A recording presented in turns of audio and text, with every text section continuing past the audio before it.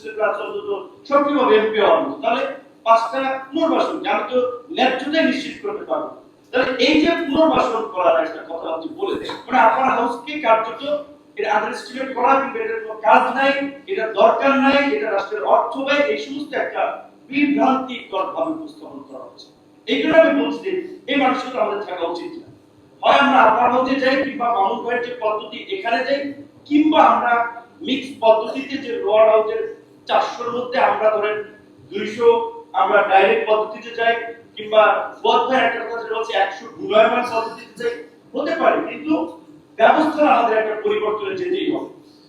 সবচেয়ে দুঃখজনক হচ্ছে যে আপনারা ফয়জুল আহমেদ ইঙ্গিত দিয়েছেন যে নির্যাতিত নিষ্পেষিত কিন্তু আমরা সবসময় বলি আওয়ামী লীগের আমলে হয়েছে, এই সরকার আমলেও রাজনীতি হচ্ছে হচ্ছে, কিন্তু এই সরকারের পরিবর্তনের যদি ইন্ডিভিজুয়াল ক্যারেক্টারকে মূল্যায়ন করেন, তাহলে আমাদের মূল্যায়ন করেন, আমাদের সেই স্যাক্রিফাইস এবং ধারাবাহিক লড়াই আছে।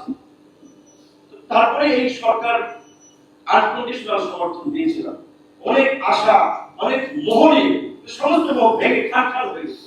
তো তাদের কর্মকাণ্ড একের পর এক দেখতেছি, জাতিসংঘের মানবাধিকার কমিশনের কার্যালয়ে আপনারা দিয়েছেন, কারোর সাথে আলাপ করেছে, এইটা কি এই নন পলিটিক্যাল গভর্নমেন্ট, ইনটেরিম গভর্নমেন্ট এই ধরনের সিদ্ধান্ত নিতে পারে?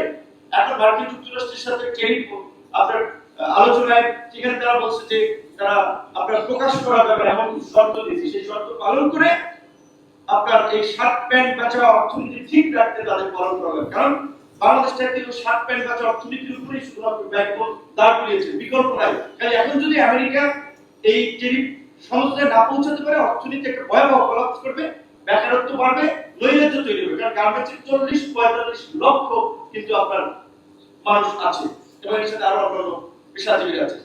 তো এই মাঝখানে করিডোর দেখছেন আপনারা, করিডোর এই রকমের গুরুত্বপূর্ণ ইস্যু আমাদের সাথে কিছু আলাপ করলেন না। গতকালকে অনেক নেতারা বৈঠকে বলেছেন, আপনারা দেখছেন হঠাৎ করে 4টা দলকে নিয়ে বসতে, তারা 4টি প্রধান দল, কোন ক্রাইটেরিয়া আপনারা প্রধান দল? আমরা পরিষ্কারভাবে বলেছি যে সমস্ত দল, আমি সবাইকে ধন্যবাদ দেবো, আমি না ম্যাক্সিমাম নেতারা বলেছি কোন ক্রাইটেরিয়ায় 4টা দলকে আপনারা প্রধান দল করলেন, একজন তো নিবন্ধন নেই নতুন দল।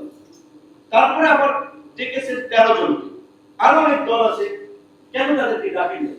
সিপিবি আপনারা আরো একজন বলেছেন প্রিন্স ভাই সহ, যে বিপদে পড়লে ঝামেলায় পড়লে আমাদেরকে ডাকে, সচিবালয়ে যখন আনসার ঢুকে তখন আমাদের ফোন দেয়, বাবা দেখো তো ওইখানে কি হচ্ছে, আমাদেরকে লাঠিয়াল বাহিনী হিসেবে ডাকে। আদালতে যখন কুয়োতে যায় তখন আমাদেরকে ডাকে যে তোমাদের ছেলেপেলে পাঠাও। আর যখন পৃষ্ঠপোষকতা করার প্রশ্ন আসে তখন যাদেরকে করতেছেন তো করতেছেন। আর সবচেয়ে বড় কথা হচ্ছে, আর যখন সিদ্ধান্ত নেওয়া লাগে বিদেশ থেকে যাওয়ার জন্য, ওই ক্ষেত্রে আমাদের মতামত আপনারা দিচ্ছেন না। এই জন্য আমরা বলবো যে এত প্রতিকূলতা, অনেক অপ্রাপ্তি আমাদের আছে, ক্ষোভ আছে, তারপরেও আগামী নির্বাচনের আগে মৌলিক কিছু সংস্কার থেকে এই সরকার আছে, আপনারা ভিজিবল 2-4টা আমরা পরিবর্তন দেখাতে পারবো যে তারা পরিবর্তন করছে। সরকারের অফিস আদালত সব সোজা, কোনো ঘুষ নাই, দুর্নীতি নাই, অনিয়ম নাই, পরিবর্তন।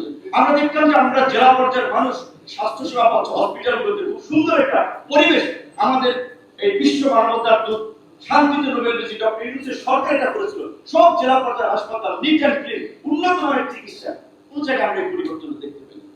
তাহলে আমরা কি পরিবর্তন আমরা আশা করেছিলাম?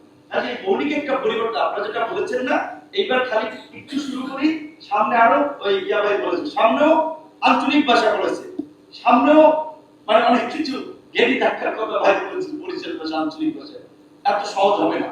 পরিবর্তন যদি এইবার করতে না পারেন, 50 বছরে পারেন নাই, বাকি 50 বছরে পারবেন কিনা সন্দেহ আছে। তাই আমি অনুরোধ করবো মৌলিক জায়গায় আমরা অন্তত পরিবর্তনের প্রশ্নে কিছুটা একমত হয়ে কাজ করি, সবাই মিলে।